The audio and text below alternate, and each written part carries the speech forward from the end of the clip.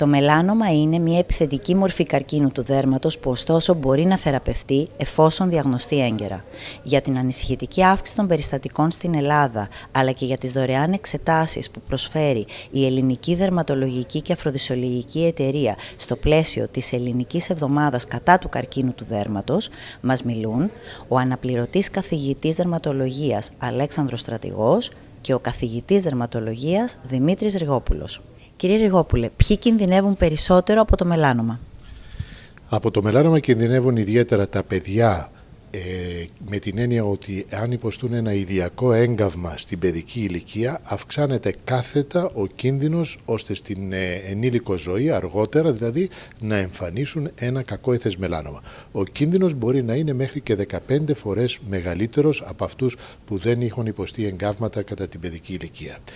Ακόμη πρέπει να σας πω ότι κινδυνεύουν οι άνθρωποι οι οποίοι έχουν ανοιχτό φωτότυπο, δηλαδή είναι λευκοί στο δέρμα τους, ανοιχτόχρωμα μάτια, ανοιχτά μαλλιά, δηλαδή είναι ένα συνδυασμός ο φωτότυπος, και ειδικά αν αυτοί οι άνθρωποι εκτεθούν απότομα και για σύντομο χρονικό διάστημα σε μεγάλη ποσότητα ηλιακής ακτινοβολίας. Αυτό συμβαίνει κυρίως σε αυτούς που λέμε τα white collars, δηλαδή αυτοί οι οποίοι είναι στο γραφείο όλο το χρόνο και για 15-20 μέρες εκτίθενται από το πρωί μέχρι το βράδυ απότομα σε μεγάλη ένταση ηλιακής ακτινοβολίας. Αυτοί έχουν μεγαλύτερη πιθανότητα να εμφανίσουν μια τέτοια κακοήθεια.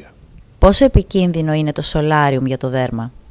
Το σολάριουμ ήδη σε ορισμένες χώρες με ηγέτιδα τις ΗΠΑ έχει καθιερωθεί να αναφέρεται στην αίθουσα ότι μπορεί δυνητικά να προκαλέσει καρκίνο του δέρματος. Όπως το τσιγάρο πάρο αναφέρεται ότι μπορεί να προκαλέσει καρκίνο του πνεύμονος, το ίδιο συμβαίνει και στο σολάριουμ στην Αμερική. Πιστεύω ότι σε σύντομο χρονικό διάστημα η καμπάνια αυτή θα επεκταθεί και στις υπόλοιπες χώρες.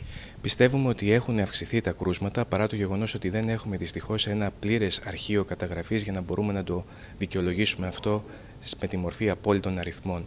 Εξακολουθεί η Ελλάδα να έχει τη χαμηλότερη συχνότητα εμφάνισης μελανόματος στον πληθυσμό σε σχέση με άλλες ευρωπαϊκές χώρες και ειδικά τις βορειοδυτικές ευρωπαϊκές χώρες, αλλά συγκεκριμένα αρχεία καταγραφής που έχουμε, για παράδειγμα στο νοσοκομείο Συγκρός, δείχνουν ότι υπάρχει μια αυξητική τάση του μελανόματος και στην Ελλάδα και μάλιστα μια επέκταση των περιστατικών μελανόματος σε νεαρότερες ηλικίες σε σχέση με αυτές που βλέπαμε παλιότερα.